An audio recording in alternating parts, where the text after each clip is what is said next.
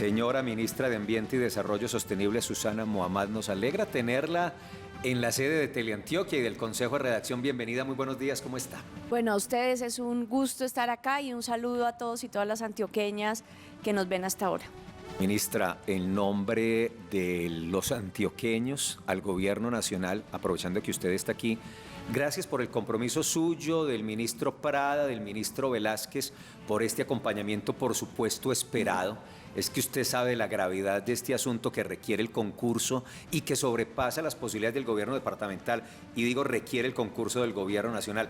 ¿Qué parte tiene usted a esta hora de lo que está ocurriendo en Bajo Cauca y en el Nordeste? ¿Y cuál, a esta hora, 7:21, es la postura del gobierno de Gustavo Petro respecto a las exigencias de los mineros en el Bajo Cauca y el Nordeste? Bueno, en este momento el gobernador de Antioquia debe estar ya llegando y se debe estar instalando la mediación de la Iglesia Católica.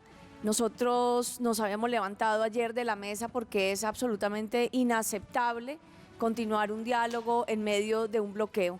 Se llegó a un preacuerdo inicial y con la mediación de la Iglesia se va a buscar hacer hoy la última posibilidad de que esto lo podamos desarmar de forma pacífica. Entendemos la complejidad del Bajo Cauca, la presencia de actores armados, y el gobierno nacional ha tenido un compromiso férreo en tratar de buscar siempre la salida del diálogo que no genere unas afectaciones peores a la grave situación humanitaria que hay en este momento. Vamos a esperar cuál es el resultado. Se ha llevado una propuesta integral, tiene que ver con el proyecto de un distrito minero, cómo se puede hacer una transición entre la situación de informalidad y de formalidad, cómo podemos parar de destruir el Bajo Cauca, de destruir el río Cauca y trabajar con la población que está involucrada de estos municipios en la minería en otra forma de formalización y de trabajo que no destruya el medio ambiente. La voluntad política del gobierno regional, del gobierno nacional es absoluta. Estamos planteando que de una vez se organice una mesa permanente de trabajo hasta llegar a esos propósitos, pero lo que no podemos aceptar es que se siga en esta situación que lleva ya muchos años, que ha empeorado en los últimos años, no solamente de informalidad, de rentas ilícitas, de destrucción, sino también de abandono de esta región. Este gobierno tiene un fuerte compromiso de trabajo de fondo con esta población. La población de estos municipios votaron por este gobierno y nosotros tenemos un compromiso profundo.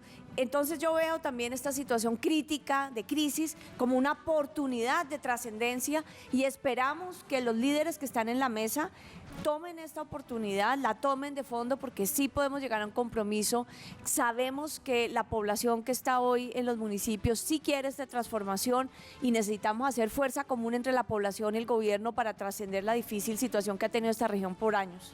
Ministra, explíquese por favor la expresión "abordaremos la última posibilidad de salida pacífica". Si no hay un acuerdo vía diálogo, ¿qué va a pasar en el Bajo Cauca y en el Nordeste antioqueño? Bueno, lo que nosotros buscamos, y fíjese que este gobierno ha tenido en los últimos 2 meses 600 bloqueos en todo el país, y no ha habido solamente la situación que se presentó en Caquetá, el levantamiento de estos bloqueos por la fuerza. Si ustedes comparan la cifra de afectados en la protesta social comparado con el año anterior en el mismo periodo, es impresionante la reducción tanto de afectaciones. O sea, este gobierno respeta la protesta social, pero también llega un punto en que hay unos derechos de la ciudadanía y hay una situación gravísima humanitaria y se requiere, obviamente, ojalá lo logremos vía el consenso, desbloquear todo el Bajo Cauca para permitir los derechos de toda la ciudadanía que están allí.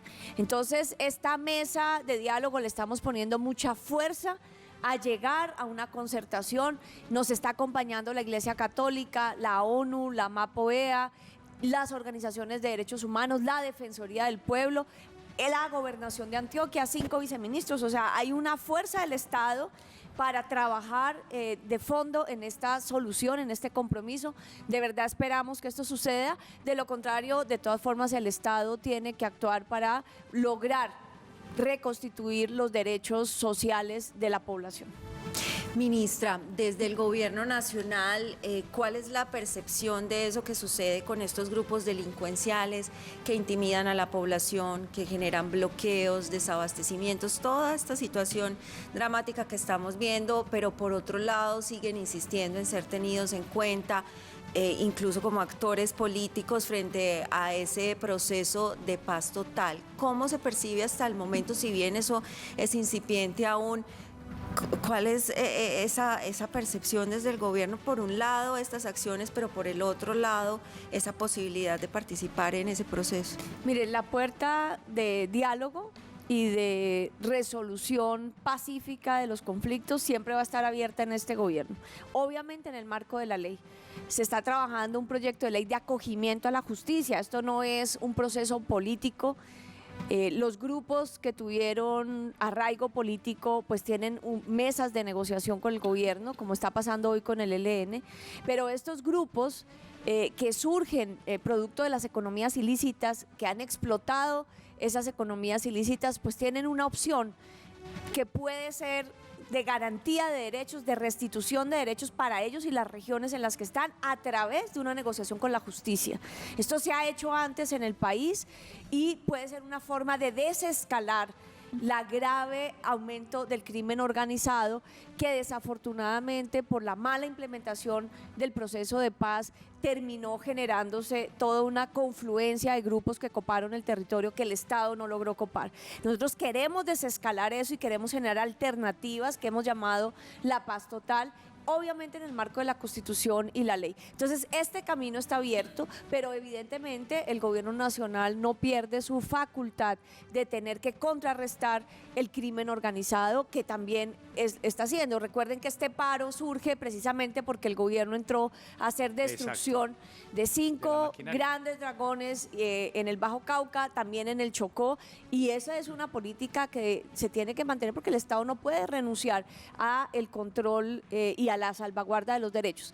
En ese sentido, pues el mensaje es que aquí está el gobierno listo, ya precisamente este abogado que ellos han puesto tiene interlocución con el gobierno, pero bajo el marco legal y bajo las facultades que la Constitución nos otorga, y simultáneamente pues tenemos que controlar los factores de estas economías ilícitas. Ministra, hace 3 años en Antioquia fue declarada una emergencia climática y le voy a tocar aquí el asunto puntual de su cartera porque la vimos a usted hace algunos días en el Bajo Cauca justamente hablando de ese nivel de degradación que hay en estas hectáreas de tierra. ¿Cuál es el diagnóstico que han efectuado ustedes ya desde el ministerio? Sé que son muy pocos meses, pero sobre todo en ese sobrevuelo, ¿usted qué pudo evidenciar? ¿Cuáles son las oportunidades que se encuentran en el territorio y las acciones que se van a implementar? Porque usted ha dicho que van a continuar esos operativos también para evitar esas afectaciones al ambiente. Sí, la población del Bajo Cauca está sufriendo una destrucción inusitada del territorio. Esto va a tener y ya tiene graves consecuencias en salud y en el futuro territorial y la viabilidad territorial de la región. Más o menos estas retroexcavadoras mueven 30 millones de metros cúbicos de tierra al año. Esto, para que nos entiendan qué significa, es como 2 millones de volquetadas doble troque. Esto es una escala brutal. Ayer hablábamos con el secretario de Minas de Antioquia que una hormiga no hace daño, pero cuando son 100.000 hormigas pueden destruirlo todo. Y entonces nosotros no podemos seguir solamente la estrategia del gato del ratón. ¿Cuál es la estrategia del gato del ratón? La fuerza pública buscando contener esto y por el otro lado la economía ilícita avanzando y el territorio en destrucción. Lo que ha plantado la gobernación y el gobierno nacional apoya es la conformación de un distrito minero formal. Exacto. Y el trabajo social de una región absolutamente abandonada por mucho tiempo con las comunidades. Hoy recibíamos carta de los mineros, de la gente que ejerce la minería ya desde décadas atrás, ancestral, que sí quieren avanzar en la formalización. Y necesitamos al mismo tiempo lograr tal alianza social y pacto social y político con la población que genere un frente a estas economías ilícitas y restablezca derechos. Eso puede empezar a generar una trascendencia de la situación con un acompañamiento importante de fuerza pública para que generemos un proyecto integral de la subregión. ¿Y hay recursos? Qué pena. Hay recursos, el gobierno nacional está comprometido. Hablábamos ayer con el gobernador que estaban tramitando este distrito minero por regalías. El gobierno nacional les dijo, no no nos vamos a demorar 2 años en el OCAD Paz, los recursos están disponibles. Perfecto. Esto es una prioridad de interés nacional. Lo que está pasando en el Bajo Cauca tiene afectaciones en la Mojana, en la costa Caribe, es de verdad de trascendencia nacional, desde el punto de vista de la seguridad, pero desde el punto de vista ambiental. ¿Qué oportunidades hemos visto en el territorio? Además de la voluntad de la población de salir de esta situación, hemos visto cómo se han avanzado en las organizaciones comunitarias de restauración ecológica. Podemos hacer un gran proyecto, sobre todo con las mujeres del territorio, de recomponer el territorio. Hemos visto ejemplos de una minería restaurativa que va recomponiendo el territorio mientras de forma muy técnica saca los últimos, digamos, milimésimas de oro que hay en zonas que ya fueron explotadas hace 20 años. Hay un ejemplo ocurriendo, hemos visto cómo se han reconstituido los corredores ambientales, cómo tenemos hoy especies sombrillas en ese mismo proceso de recuperación. Entonces ya hay un modelo en el territorio ocurriendo que muestra que podemos generar una economía del oro en situaciones de tierras ya degradadas, pero que al mismo tiempo va recomponiendo el territorio. Y tenemos también la vocación agrícola. Sí. Aquí hay una vocación agrícola, aquí nosotros estamos trabajando en la reforma agraria, estos son municipios PEDET, son municipios prioritarios para el gobierno nacional, pero necesitamos una unión en ese propósito con la población. Si no logramos eso entre el gobierno regional, nacional y la población, pues va a tener mucho más espacio esta economía ilícita que sigue rompiendo, digamos, el tejido social y sigue rompiendo la posibilidad de esta transformación en el Bajo Cauca. Doctora María Susana, nuestro canal ha sido el único que ha estado en la región las 24 horas de estos 9 días haciendo el cubrimiento de esas comunidades que están ahí trabajando fuertemente. Hay un tema que nos hemos preguntado, ¿dónde está su colega, la ministra de Minas, que es un tema de Minas, brilla por su ausencia y los televidentes dicen, ¿dónde está? Vemos a la doctora Susana, vemos a los otros 2 ministros, ¿no cree usted que hace falta también la presencia de Minas y más que es un tema de esa cartera? Y segundo, ahí en esa silla ayer, el representante de los mineros decía que una de las condiciones para levantar este paro es que cese esa medida que usted decía, que se dejen de quemar, de interceptar, de intervenir estas grandes dragones o estos grandes maquinarias, porque de no ser así, decían ellos, persistirá el paro. ¿Qué decirle a una comunidad que reclama a la ministra y una comunidad que dice, si no se suspende la medida, aquí nos van a tener? Bueno, pero ahí hay que ver, les hemos explicado que hay un marco legal, que nosotros como gobierno no podemos simplemente suspender el marco legal por un acuerdo. Eso es imposible para los funcionarios del gobierno. Entonces, hemos propuesto que pueda haber un régimen de transición para la transición. Sí, sí, Me entiendo. explico. Claro. Hoy hay una situación de total informalidad, de total destrucción, de generación de unos impactos inmensos. Y queremos llegar a un punto B, que es un distrito minero formalizado para todos los mineros del Bajo Cauca, con ayuda del Estado, con tecnología, con recuperación ecológica del territorio. Entre esto y esto hay un tiempo que necesitamos construir. Lo que proponemos es generar, y nos toca hacerlo también por ley, no nos lo podemos inventar Ni por acá decreto, sobre la ni- mesa, exacto, no. eso Y, es por ley. y hay una gran oportunidad que es el Plan Nacional de Desarrollo en este momento en el Congreso de la República.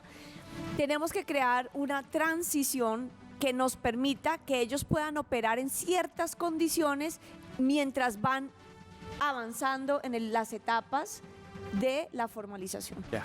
Ese es el planteamiento. Ahora, eso nosotros no lo podemos construir en medio de un bloqueo, en medio de un paro, en una situación de crisis. Está la propuesta, digamos, integral en este momento.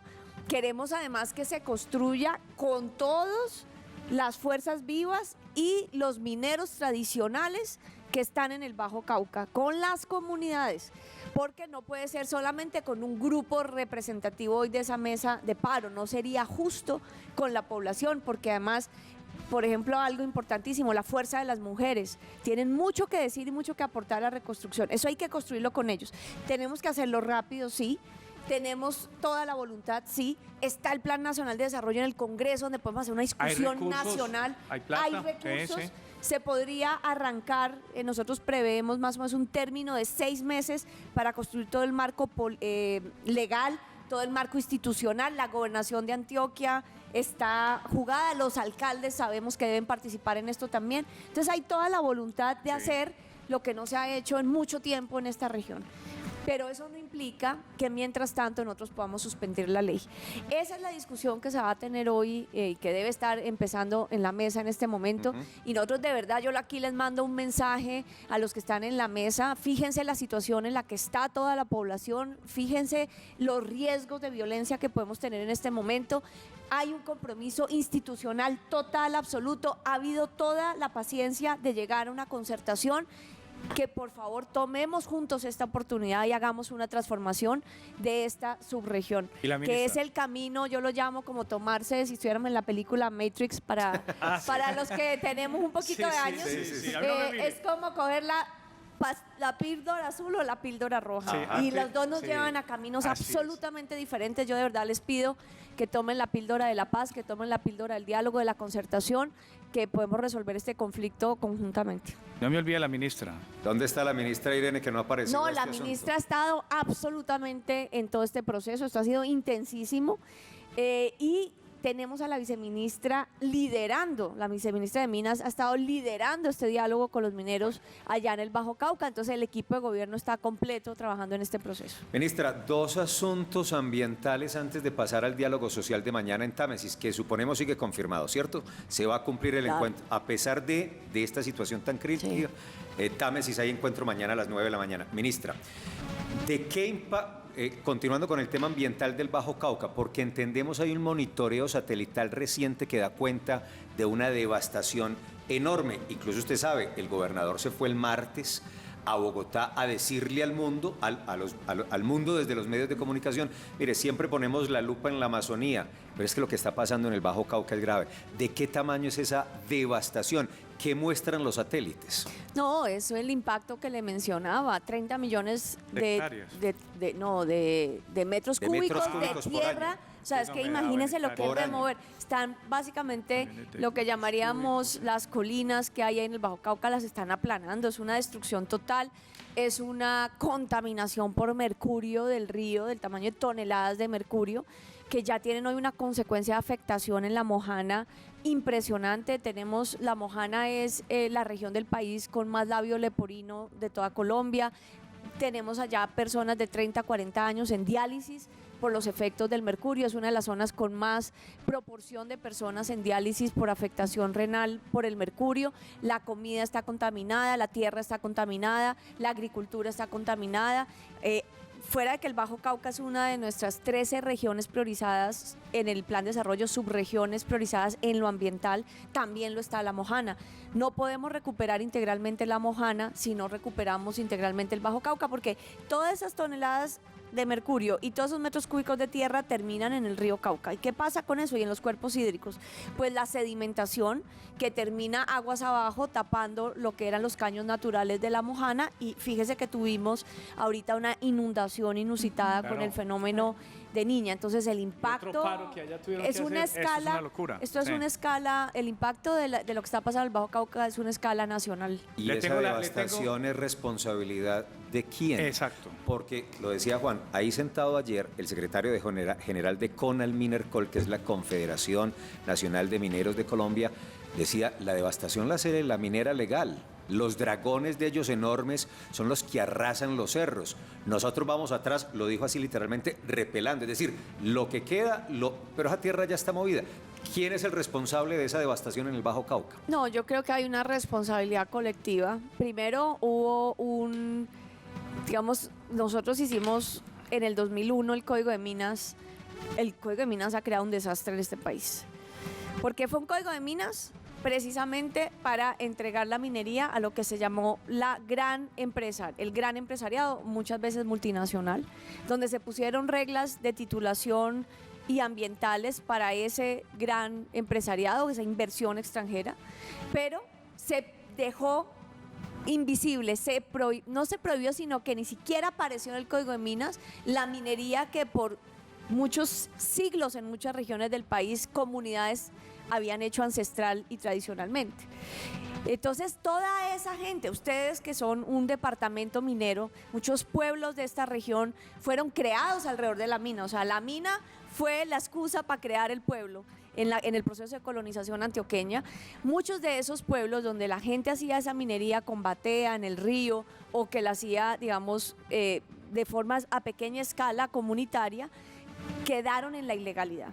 ¿Por qué? Porque una regla hecha ya en Bogotá básicamente invisibilizó que ese tipo de minería existía. Eso no existía, y como no existía, y como no tenía permisos, y como no tenía títulos, quedó ilegal. Esa ilegalidad quebró a mucha gente y generó que muchas de esas explotaciones terminaran en manos de los grupos organizados y el crimen organizado. O sea, terminamos dándole la entrada a la minería criminal en donde había estado la minería tradicional.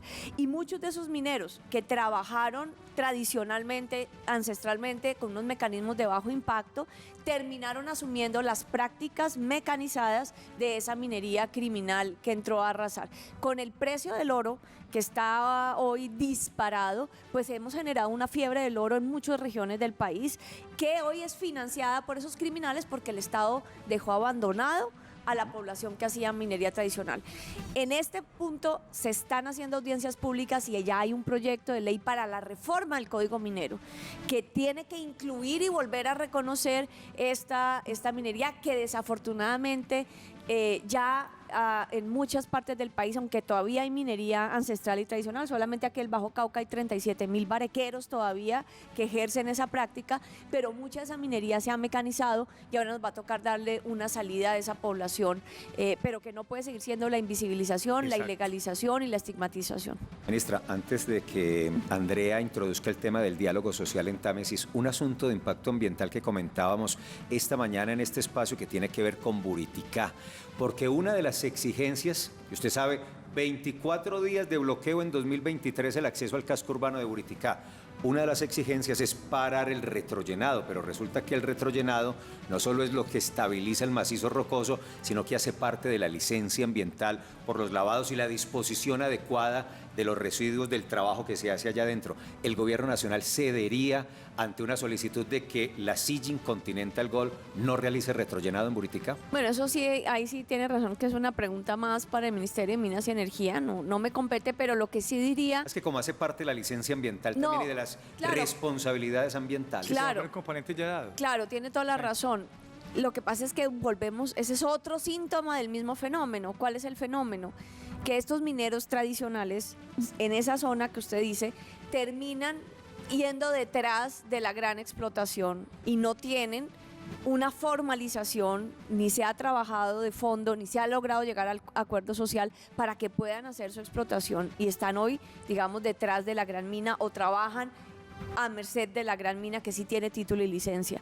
Por eso lo que se ha hablado desde el plan de desarrollo es cómo se crean estos distritos mineros de formalización, cómo se desarrolla la ley de formalización aprobada por el Congreso el año pasado y cómo se trabaja con ellos en las prácticas ambientales. Obviamente en una gran minería se tiene que ir haciendo el retrollenado a medida, porque es la forma de ir recuperando el territorio y no al final dejar un gran pasivo ambiental. Pero la solución no está en esa disputa, la solución de fondo no está en esa disputa entre la licencia ambiental y la práctica del pequeño minero que está tratando de sacar oro dentro del mismo título y licencia de la gran multinacional, sino cómo generamos la capacidad de esos pequeños mineros de hacer una minería formalizada en una zona donde ellos puedan tener su propio trabajo. Y con un manejo ambiental adecuado. Y claro, o sea, aquí no se puede utilizar mercurio, hay que separar las economías tradicionales del mercurio. El mercurio no era parte de su práctica y terminó siendo impulsado precisamente por esta economía ilícita. Ministra, sin duda usted en este momento es la persona más esperada en el suroeste antioqueño, que es otra subregión que tiene muchas expectativas, sobre todo aclarar muchas inquietudes que hay frente a esas últimas determinaciones de protección del agua y territorio. ¿Qué va a pasar mañana en esa reunión en Támesis? Bueno, es un llamado que hace la comunidad a escuchar a todos los actores, me parece absolutamente sensato y responsable hacerlo. Queremos entablar un diálogo directo con los gremios de la producción en toda la región, con los sectores productivos. Hubo una publicación, y esto es un procedimiento, digamos, legal, en donde el gobierno tiene que publicar antes de expedir sus actos administrativos. Es un paso importante porque si se recibe retroalimentación de esa publicación, pues el gobierno debe escuchar. La retroalimentación que hemos escuchado Estamos hablando de la resolución. De la resolución que salió para publicación, o sea, que no es un acto administrativo, no hay una decisión administrativa en este momento. Correcto.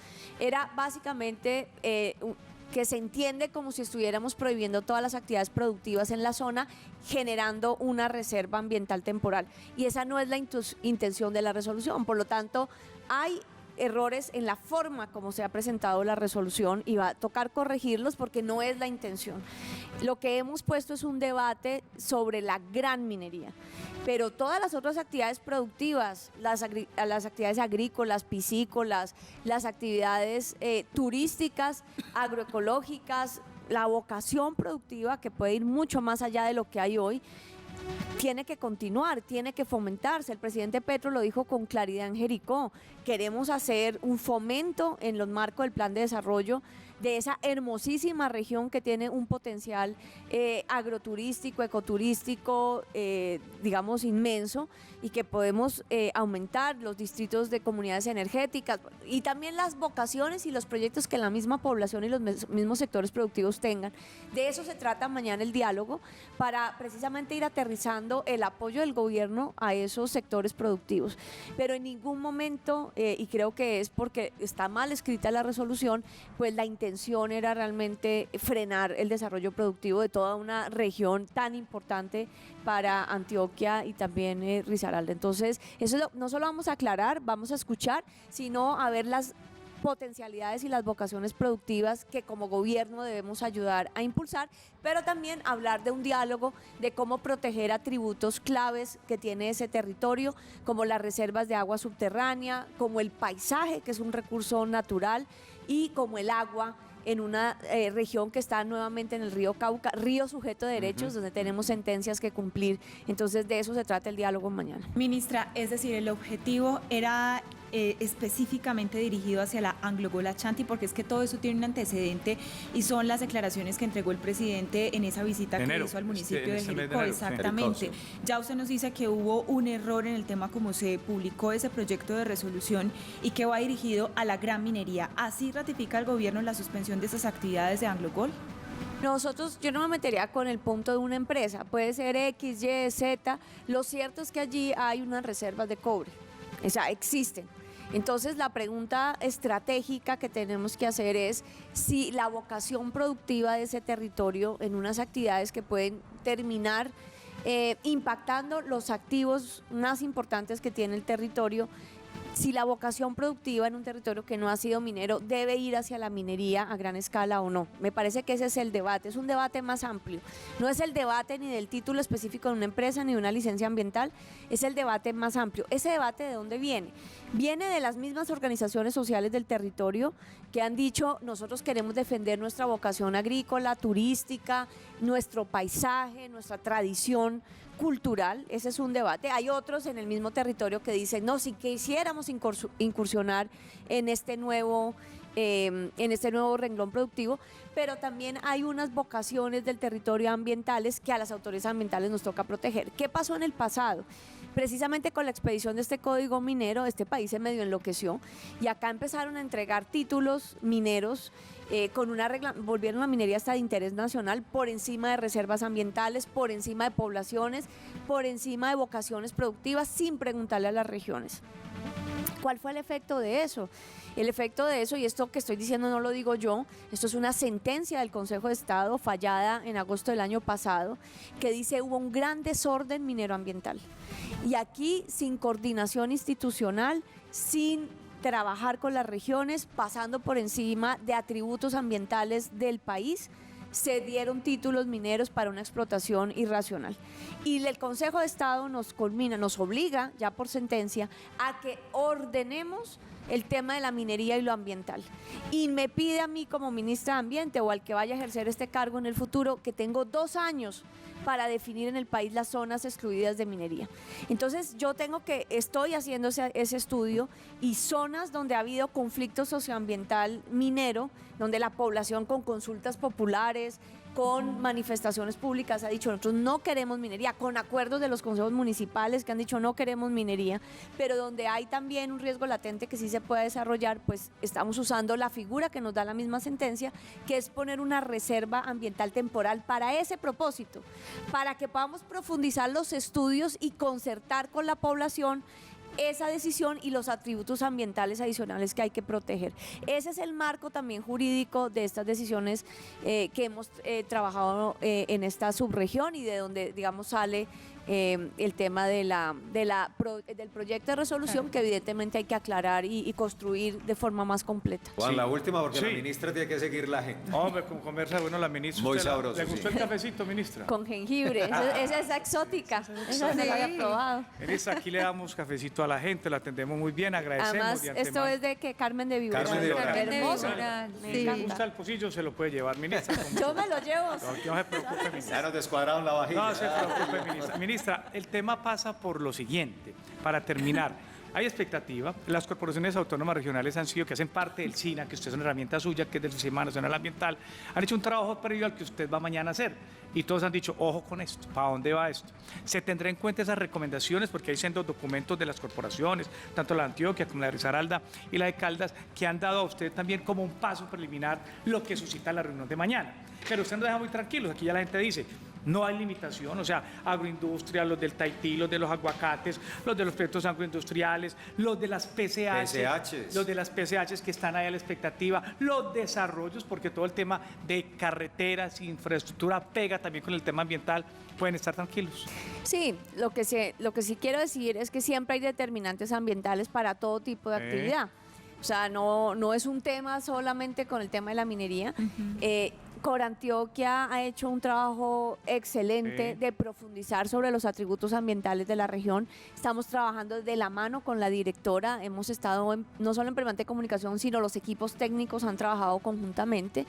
Y el punto acá siempre en todas las actividades productivas y todo el trabajo de asentamientos humanos es lograr lo que llamamos el desarrollo sustentable.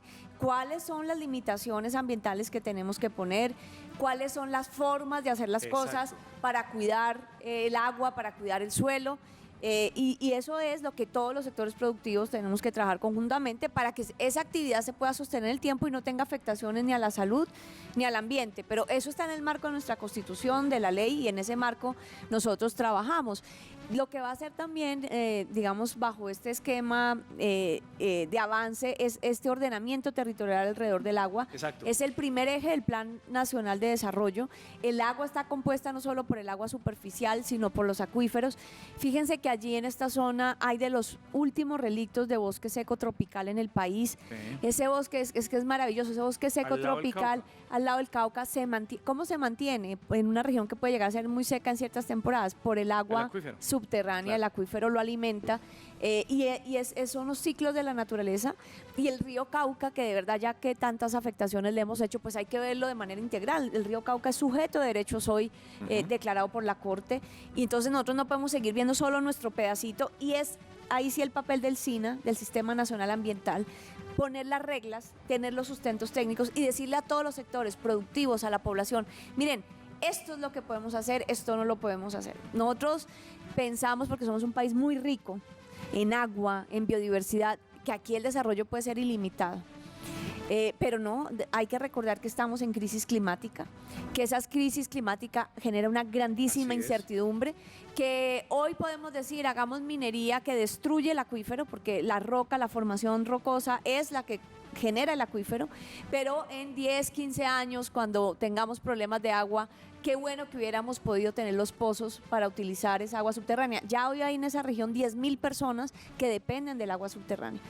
Entonces, en todo el país tenemos que ser conscientes que parte de esos acuíferos pueden ser en el futuro nuestra reserva de agua en momentos de crisis climática. Solo este año ya hay 60% de probabilidad que en septiembre entremos en fenómeno El Niño, y pasamos así de 3 años de inundación a una sequía que Y no ya hay sabemos sequía en el cuánto puede territorio, durar. ya hay. Claro. Entonces, estos son los temas Sí. que nos tocan a nosotros, a las autoridades ambientales, y el propósito de este gobierno es fortalecer el Sistema Nacional Ambiental, y nosotros tenemos que ser como el campanero que da la alerta y decir, ojo, esto es lo que nos puede pasar, cómo cambiamos la forma como hacemos las cosas. Si nosotros no hacemos eso, no estamos cumpliendo con nuestro rol Los caballos pueden seguir desbocados, pero después las consecuencias, como lo vimos el año pasado con 1 millón de damnificados por no ordenar los territorios alrededor del agua, pues son las que todos y todas vivimos. Ministra, le agradecemos mucho de verdad. Aquí nos preocupa mucho lo que está pasando en el Bajo Cauca, en el nordeste, en el suroeste, en el occidente con el caso Buritica, y en ese sentido valoramos mucho su presencia y su vocería en nombre del Gobierno Nacional para darle trámite a estas inquietudes que tenemos en Antioquia. Gracias, ministra. Bienvenida siempre. Cuando esté por acá, vuelva, venga a tomar café y conversemos de esos asuntos con su capacidad y su conocimiento. No, muchas gracias. La próxima vez con arepa. Eso sí ayudaría. Se la tengo. Cuente con eso. Para Le sentirse choco lo acá que en quiere. Antioquia.